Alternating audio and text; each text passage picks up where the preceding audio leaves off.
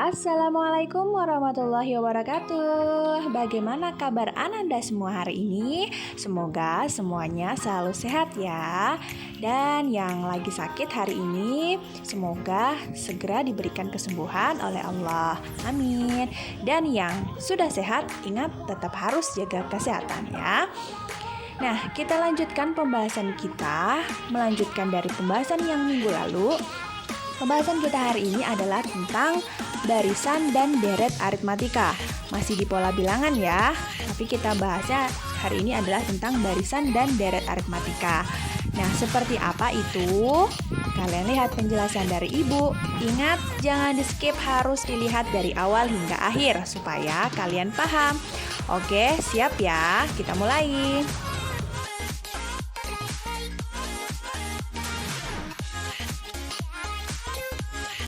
Baik, sekarang kita lanjut ke pembahasan barisan aritmatika dan deret aritmatika.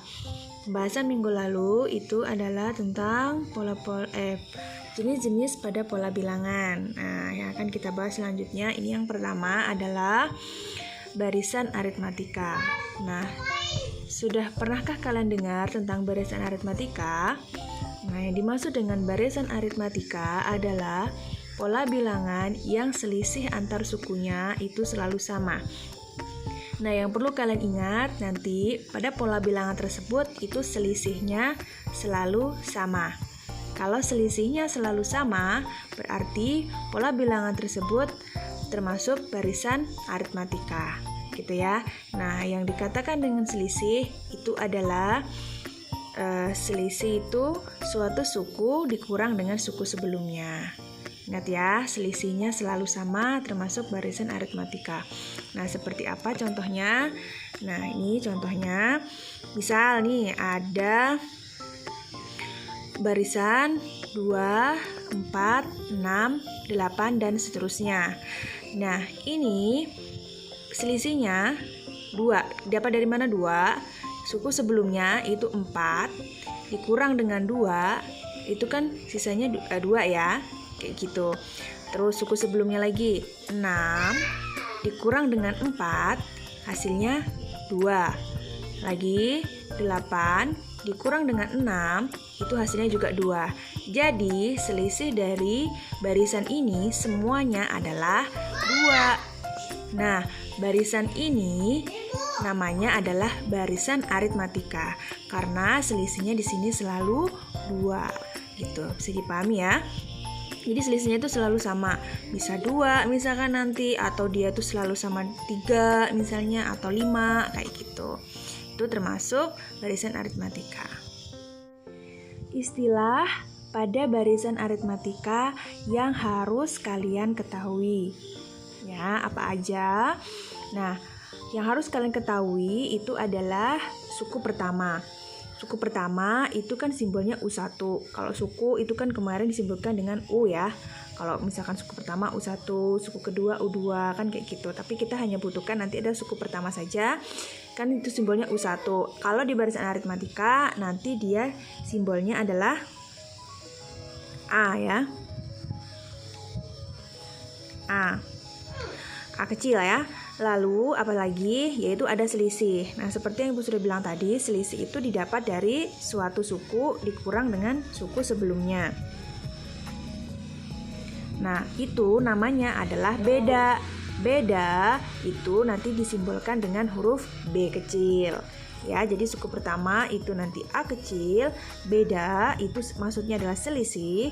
Selisih itu disimbolkan dengan B kecil. Lalu istilah yang lain adalah suku ke N atau urutan bilangan ke N atau disimbolkan dengan U besar dan N kecil. Artinya misalkan yang ditanya itu suku keberapa kayak gitu. Nah, adapun rumus untuk mencari suku ke N ya yang ditanyakan misalnya ke suku keberapa pada barisan aritmatika itu, rumus yang digunakan adalah nih U besar UN ya, suku keberapa yang ditanyakan. Nah, rumusnya adalah A ditambah dengan buka kurung N dikurang 1 tutup kurung dikali B. Ini dikali ya. B. Artinya berarti A tadi apa? A itu suku pertama ditambah. Nah, dalam kurung ini N itu yang ditanyakan, misalnya disuruh cari ke suku ke-100 misalnya. Berarti di sini nanti N itu yang ditanyakan, dikurang dengan 1, baru dikalikan dengan B. B tadi apa? B adalah beda atau selisih. Bisa dipahami ya? Baik, supaya lebih paham, maka kita langsung ke contoh aja ya. Di sini Ibu berikan contoh, diketahui barisan aritmatika sebagai berikut. 5, 8, 11, 14, dan seterusnya. Pertanyaannya, tentukan nilai suku ke-11. Artinya yang ditanyakan adalah suku ke-11. Nah, sekarang jawabnya adalah yang perlu kalian tahu adalah tadi apa? Suku pertama ya. Suku pertama berarti yang mana? Yang pertama itu kan 5 ya. Suku pertama itu A tadi ya. A-nya berapa? A itu kan suku pertama tadi yaitu 5. Dapat dari mana 5? Nih yang pertama nih. Gitu ya. Nah, bisa kita cari A, maka kita cari B. B tadi apa maksudnya? B itu beda atau selisih. Selisih tadi didapat dari selisihnya semuanya berapa gitu. Didapat dari suatu suku dikurang dengan suku sebelumnya. Suku dikurang sebelumnya. Suku dikurang dengan sebelumnya gitu ya. Jadi 8 dikurang 5 berapa? 3 kan? 11 dikurang 8 berapa? 3. 14 dikurang 11, 3. Jadi selisihnya selalu 3. Artinya bedanya berarti 3. Paham ya? Dapat bedanya dari mana ya? Yaitu selisihnya ya, kayak gitu. Nah, sekarang udah dapat A sama B, udah deh bisa kita hitung. Kita masukkan ke dalam rumusnya. Rumusnya tadi adalah UN A ditambah buka kurung N dikurang 1 dikali B. Ini Ibu nggak perlu tuliskan, tapi ini maksudnya kali ya sayang ya. Nah, kita masukkan A-nya berapa? A-nya adalah 5 ditambah N-nya berapa? Oh, yang ditanyakan tadi kan suku ke-11 ya. Suku ke-11 berarti di sini UN-nya berarti U11. Kan yang ditanyakan U ke-11. Berarti N-nya adalah 11 dikurang 1. 1 ini rumus, jadi dia selalu dikurang 1. Baru B kita masukkan 3. Bedanya 3. Baru kita turunkan 5, kita turunkan ditambah 11 dalam kurung dulu ya. 11 dikurang 1 itu kan 10. Selalu dalam kurung dulu kan. Operasi pada bilangan. Terus ini tadi dikali sama 3. Ingat ya, walaupun di sini nggak Ibu tuliskan kali, tapi maksudnya kali ya sayang ya. Nah, sekarang di sini ada tambah, ada kali. Maka mana yang harus kita kerjakan duluan? Yang kali dong. Berarti yang 5 kita turunkan lagi. Ditambah 10 dikali 3 adalah 30. Nah, 5 dikali 30 adalah 35. Selesai, seperti itu. Jadi barisan aritmatika itu rumusnya adalah A ditambah N dikurang 1 dikali B. A suku pertama, B adalah beda. Barisan aritmatika itu adalah selisihnya selalu sama. Paham ya? Nah, sekarang kita lanjut ke pembahasan yang kedua, yaitu tentang deret aritmatika. Kalau tadi barisan, kalau sekarang deret. Nah, jadi tentu ada bedanya ya. Nah, yang dimaksud dengan deret aritmatika adalah penjumlahan suku-suku barisan aritmatika. Jadi kalau deret itu penjumlahannya ya. Jadi kata kuncinya ada di penjumlahan. Nah, nanti kalian juga akan menemukan istilah jumlah N suku pertama atau disimbolkan dengan SN.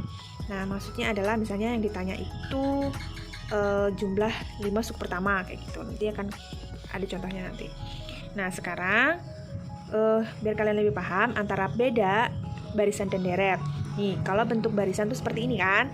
Misalnya nih contoh 1, 3, 5, 7. Nah, kayak gini kan namanya barisan. Nah, kalau deret itu adalah jumlahnya kayak gitu. Jadi yang ditanyakan misalnya nih S3 misalnya, atau tentukan suku ketiga tentukan jumlah 3 suku pertama misalnya kayak gitu. Berarti misalnya yang ditanyakan itu adalah S3. Berarti maksudnya adalah 3 suku pertama. Berarti kalian tambahin aja tinggal 1, 2, 3. Berarti 3 ini, tuh 3 dari depan. Berarti 1 tambah 3 itu 4, 4 tambah 5 itu adalah 9. Kayak gitu. Jadi barisannya itu tetap barisan aritmatika, tetapi yang ditanyakan adalah jumlahnya, kayak gitu. Tapi tetap ya harus aritmatika, jadi selisihnya itu juga selalu sama, kayak gitu. Nah, ini adalah rumus menentukan deret aritmatika. Di sini yang kita gunakan ada 2 rumus ya. Rumus yang pertama adalah Sn. Nanti jumlah n keberapa misalnya, itu rumusnya adalah n dibagi 2, lalu kita buka kurung A ditambah UN. A itu tetap sama tadi ya, A itu suku pertama. Yang kedua, itu rumus yang kita gunakan adalah Sn sama dengan n dibagi 2, buka kurung 2A, artinya 2 dikali A tadi suku pertama ya, ditambah N dikurang 1 dikali B, beda.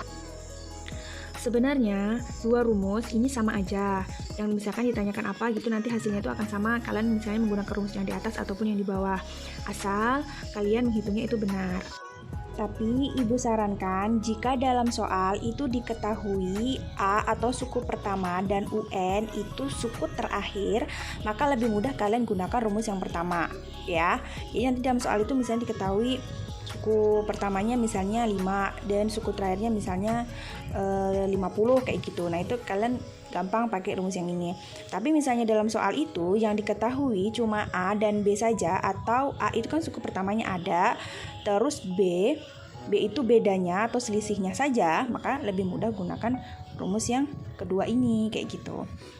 Nah, bagaimana penggunaannya? Sekarang kita kasih contoh aja ya supaya lebih paham. Di sini ada tentukan jumlah 100 suku pertama dari barisan 1, 3, 5, 7. Nah, sekarang kita lihat nih apa aja yang udah diketahui. Nah, suku pertamanya ada kan, yaitu 1. Suku pertama itu kan yang A, kita sebut A tadi. Terus ada nggak UN-nya? UN-nya itu ada nggak? UN itu suku terakhir.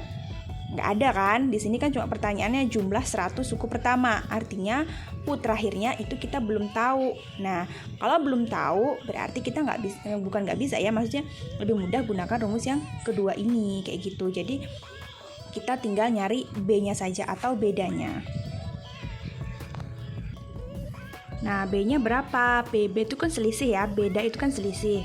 Nah, selisihnya berapa? Nah, selisih itu didapatkan dari suku suatu suku dikurang dengan suku sebelumnya. Berarti 3 dikurangin 1 kan 2, terus 5 dikurangin 3 juga 2, 7 dikurangin 5 juga 2. Berarti selisihnya itu selalu 2, artinya bedanya berarti 2 ya.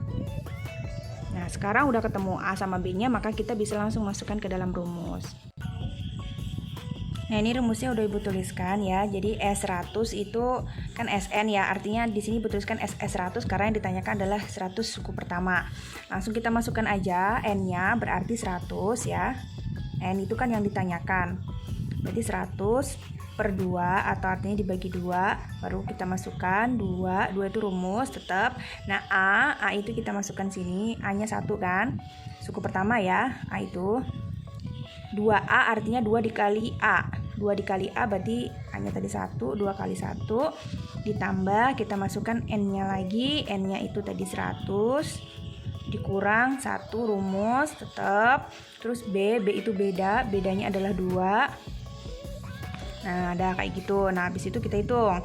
Nah, 100 per 2 artinya 100 dibagi 2, itu hasilnya adalah 50. Buka kurung lagi, 2 kali 1 artinya 2, ditambah terus 100 dikurangin 1 itu 99.